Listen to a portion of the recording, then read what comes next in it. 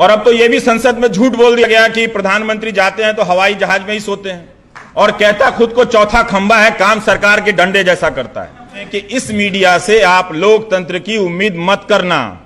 इतने डरे हुए लोगों के बीच में कोई च्यवनप्राश का बिजनेस कैसे कर ले रहा है, ये मुझे समझ में नहीं आ रहा है। नेशन वांट्स टू नो करते करते आए थे, अब आगे कहते हैं गवर्नमेंट वांट्स टू नो। मैंने खराब से खराब एंकर देखा था, तलवार के साथ एंकर नहीं देखा था। कि अक्षय कुमार ने खुद इंटरव्यू की पेशकश की थी या उसको उसी तरह से रात में जगा के लाया गया था जैसे राज्यपाल को लाया गया था। आपका एक किसी पाकिस्तान के साथ फोटो खींच जाए, तुरंत कहेगा कि जेएनयू वाला एंटी नेशनल हो गया। लेकिन ये सब एंकर जो है सो कॉल्ड नेशनल, रोज पाकिस्तान के किसी आदमी को बिठा के डिबेट कर रहा होता है। ये इनका देश प्रेम है। भारत में प्याज 100 रुपया किलो हो गया, चिंता नहीं। पाकिस्तान में 100 रुपया किलो टमाटर मिल रहा है, उसकी चिंता है। तो खोल लो अपना ब्यूरो वहीं जाकर। अगर आपको गुवाहाटी में ब्यूरो नहीं है, भुवनेश्वर में ब्यूरो नहीं है, तो इस्लामाबाद में खोल लीजिए आप। अब रोज रोज अखबार में और टीवी में प्रधानमंत्री को ही देखना है, तो उनका एक फोटो क्यों नहीं हम घर में लगा सकते हैं? आ रहे हैं तो रिपब्लिक टीवी के कार्यक्रम में कह रहे हैं कि आप हमारी सरकार के अच्छे कामों को आप नहीं दिखाते। किसको कह रहे थे भाई? आपकी सरकार को बचाने के लिए तो 2000 रुपए के नोट में लोग जीपीएस सिस्टम दिखा रहे थे।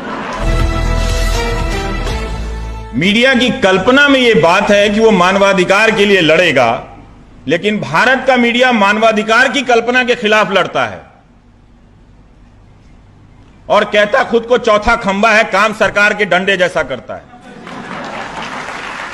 तो इस मीडिया ने हमारे भीतर की लोकतांत्रिकता को इतना खत्म कर दिया है कि हम अब चुप रहना सीख गए हैं और इतना डर गए हैं कि एक कवरेज से और एक लेख से हमें लगता है कि हमारा मुल्क भरभरा जाएगा। कोई खिलौना थोड़ी है कि कोई लेके चला जाएगा यहां से। ये जमीन तो यहीं रहने वाली है, हम रहें या ना रहें। लेकिन वो मीडिया अपने हक की आवाज भी नहीं उठा सका कि आप हमें अंदर तक जाने दीजिए। डल लेक पर घूमकर आकर टेलीविजन में लोग नॉर्मल बता रहे थे। तो इस बात में भी आपका मीडिया जो है हिंदुस्तान का, यह साबित हो गया कि ये आगे अब कभी लोकतंत्र के लिए खड़ा नहीं रहने वाला है। ये खतरनाक औजार है आपके सामने, इस बात को समझ लीजिए आप। जिस तरह से कश्मीर को लेकर इस मीडिया ने चुप्पी किया, डर गया, उसको लगा कि आईटी सेल हमला कर देगा, लोग हमला कर देंगे, लोगों में ये ओपिनियन है। अजीब, पहले तो वो खुद ही मेजोरिटेरियनिज्म गढ़ रहा है और जब पूछने का आता है तो अपने ही गढ़े हुए बहुसंख्यकवाद से, मेजोरिटेरियनिज्म से वो डर जाता है। तो वो खत्म हो गया। वो आपको खत्म करने चला था और खुद को खत्म हो गया। इसीलिए आप देखे होंगे जब 2014 का एग्जिट पोल आ रहा था तो अर्नब गोस्वामी और देशमुख जी दोनों दौड़े दौड़े आ रहे थे उसको लेकर। मैंने लगा इस सेट पे क्यों दौड़े आ रहे हैं भाई, ऐसा लग रहा है एग्जाम का क्वेश्चन लेके भागे जा रहे हैं। तो वो हरकतें कर रहा है, अजीब अजीब हरकतें कर रहा है, क्योंकि उसने अपना विवेक खो दिया है। जब आप विवेक खो देते हैं तो आप हरकतें करते हैं, बातें नहीं आपके पास करने के लिए। इतनी उग्रता किस बात के लिए भाई? किस बात के लिए तुम देश में इतनी उग्रता, इतना आक्रोश भर रहे हो? इतना ठंडा प्यारा अच्छा सा देश है ये। इससे खूबसूरत कोई और मुल्क नहीं है। लेकिन अभी ये विश्व गुरु नहीं है। 5 साल में जो इन्होंने यूनिवर्सिटी की हालत की है, उसे तो नहीं लगता कि इनका प्रोजेक्ट विश्व गुरु बनाने का है। और अब तो यह भी संसद में झूठ बोल दिया गया कि प्रधानमंत्री जाते हैं तो हवाई जहाज में ही सोते हैं। अगर मीडिया होता तो वो पूछता कि भाई अमेरिका के तो होटलों के नाम हैं, फ्रांस में भी हैं, अमेरिका में 3-3 बार होटल में ठहरे, कौन से देश में ऐसी नौबत आ गई? मतलब ठीक है, हम खराब ऑडिटोरियम बर्दाश्त कर लेंगे, लेकिन हमारे प्रधानमंत्री एयरपोर्ट पे सोए, ये हम बर्दाश्त नहीं कर सकते।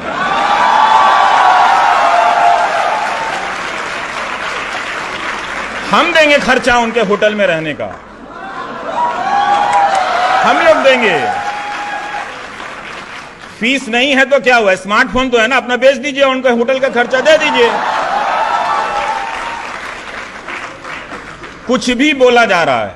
और कुछ भी बोला जा रहा है, लोगों तक बात पहुंचाई जा रही है, क्योंकि बीच में अब मीडिया का फिल्टर नहीं है। सीआरपीएफ आ गई है?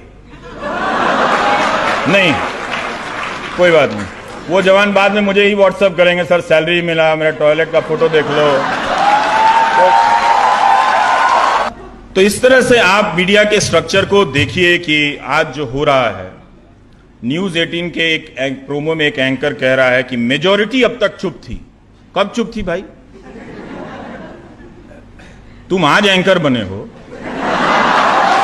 तुम्हारा आज प्रोमो बना है, और तुम ऐसे कह दोगे प्रोमो में कि मेजॉरिटी चुप थी हिंदुस्तान की? कब चुप थी? लेकिन वो प्रोमो में कह रहा कि मेजॉरिटी अब तक चुप थी, अब बोलेगी। देखिए कितनी डरावनी बात है कि किसी देश का मीडिया अगर मेजॉरिटेरियनिज्म का ऐलान करे, डरना चाहिए दोस्तों, सोचना चाहिए इसका रिजल्ट क्या निकलेगा। 4.5% जीडीपी के अलावा इसका कोई रिजल्ट निकल रहा है? उस मेजॉरिटी के ही लड़कों की नौकरियां जा रही हैं, लड़कियों की नौकरियां जा रही हैं, और उनके ही बच्चे जो हिंदी प्रदेश के ज्यादातर बच्चे हैं, उनको ना अच्छा स्कूल मिल रहा है, ना अच्छा कॉलेज मिल रहा है, और ना अच्छा अखबार मिल रहा है। एक ही मौका था उनके पास, प्लेटफॉर्म था कि ये मीडिया हमको बताता है, कम से कम हमको स्कूल में मास्टर नहीं मिला, प्रोफेसर नहीं मिला, तो अब वो अखबार भी उसको अंधेरे में रखने का काम करता है। तो जब मीडिया और सत्ता हर तरह की कट्टरता के गोद में बैठ जाए, तब लोकतंत्र अपने भरोसे का ठिकाना बदल लेता है। वो अखबारों में नहीं रहता, न्यूज चैनलों में नहीं रहता है, वो खुद को जनता के विवेक के उन कोनों में बचा कर रखता है जहां कोई चीखने वाला राष्ट्रवादी एंकर नहीं होता, और जिसके बगल में इस यूनिवर्सिटी में तोप रखने की वकालत करने वाला कोई रिटायर्ड फौजी भी नहीं होता है। अगर इस तरह से कॉलेजों में टैंक रख दिए जाएं तो दुनिया भर की सेना के बैरक खाली हो जाएंगे। यूनिवर्सिटी आपकी बैरक में बदल जाएगी और बैरक में यूनिवर्सिटी खोलनी पड़ जाएगी। उन सिपाहियों की कोई हमदर्दी नहीं है, उन सिपाहियों की तकलीफ के बारे में ये मीडिया बात नहीं करता है। कभी उनके घरों में नहीं जाता कि उनके बच्चों के साथ क्या हो रहा है, उनकी सैलरी के साथ क्या हो रहा है, वो मच्छर और मलेरिया से मर जा रहे हैं, उनकी बात नहीं करता है।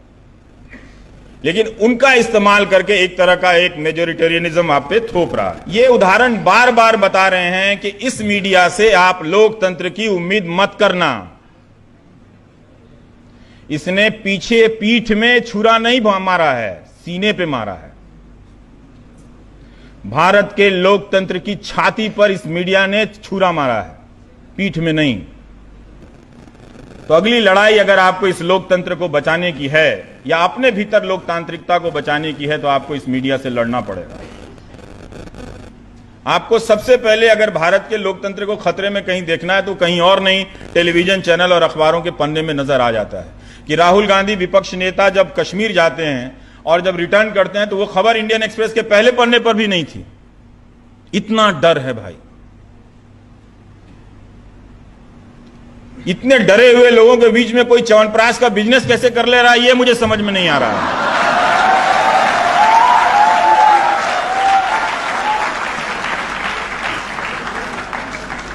है। एंकरों की भाषा, आप उस भाषा को कभी एनालिसिस कीजिए।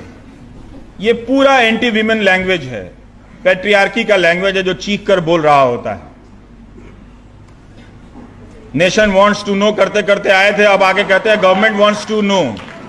भाई कमाल है। तो वो भाषा को देखिए और उसके व्यवहार को देखिए, तो आपको समझ में आ जाएगा कि ये सारे डेमोक्रेटिक नॉर्म, इसलिए कहता हूं भारत का जो लोकतंत्र है वो अर्जित लोकतंत्र है। हम सब ने इसको कई मोर्चे पर अर्जित किया है। दलितों ने अपने लिए एक अलग मोर्चे पर इसे अर्जित किया, अल्पसंख्यकों ने अर्जित किया, सबने अपनी अपनी लड़ाइयां लड़कर इस लोकतंत्र में कुछ ना कुछ अर्जित किया है। और उस सारे अर्जित लोकतंत्र को खत्म करने के लिए ये इनकी भाषा बदली है। जिस भाषा में हिंसा है, देह भाषा में भी हिंसा है। मैंने खराब से खराब एंकर देखा था, तलवार के साथ एंकर नहीं देखा था। तलवार लेकर रिपोर्टर और एंकर फोटो खिंचा रहे हैं इस भारत में। और जो सूचना प्रसारण मंत्री हैं उनको नजर नहीं आया, उनको लाइसेंस की बात नजर नहीं आई। ये जो ब्रॉडकास्टिंग एसोसिएशन का एनबीएस है, उसको इसमें गलत नजर नहीं आया कि एक न्यूज चैनल का एडिटर जो है वो तलवार लेकर डिस्प्ले कर रहा है। तो ये चुप्पी क्या कह रही है? या तो वो दौर आ गया जिसका नाम नहीं लेना चाहता हूं, या उसके लाने की तैयारी हो रही है, आधी मील वो क्रॉस कर चुके हैं।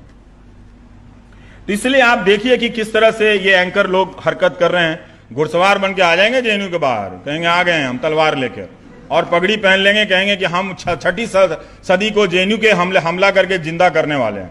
ऐसे ही वो हिस्ट्री को रिक्रिएट करते रहते हैं। तो जुबान सांप्रदायिक और पितृसत्तात्मक हो गई है, पेट्रियार्की हो गई है। एक क्राइसिस तो होता है, जैसे आप लोग यहां जमा हैं तो उनके लिए भी बहुत सारे लोग जमा होते हैं। लोग चाहिए ना दिखाने के लिए, टीआरपी चाहिए, ये सब चाहिए। तो उनके लिए भी आईटी सेल एक सपोर्ट सिस्टम प्रोवाइड करता है, एक तरह का एक दर्शक सिस्टम प्रोवाइड करता है, जो समर्थकों को कहता है कि आप यही देखिए, ये मत देखिए।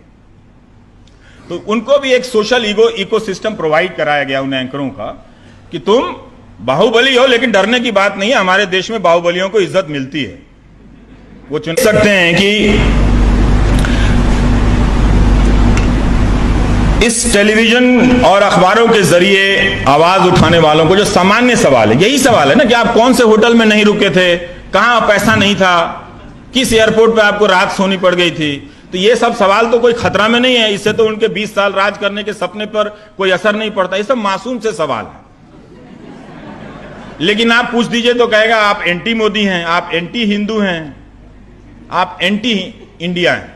तो इस तरह से चीजें आपको बताई जाती हैं। तो एक तरह से आप देखिए कि पहले ये जो मीडिया था अपने आप को फोर्थ स्टेट कहता था, लेकिन दोस्तों बताते हुए बहुत दुख हो रहा है कि ये अब फोर्थ स्टेट का पार्ट नहीं है, ये डीप स्टेट का पार्ट है।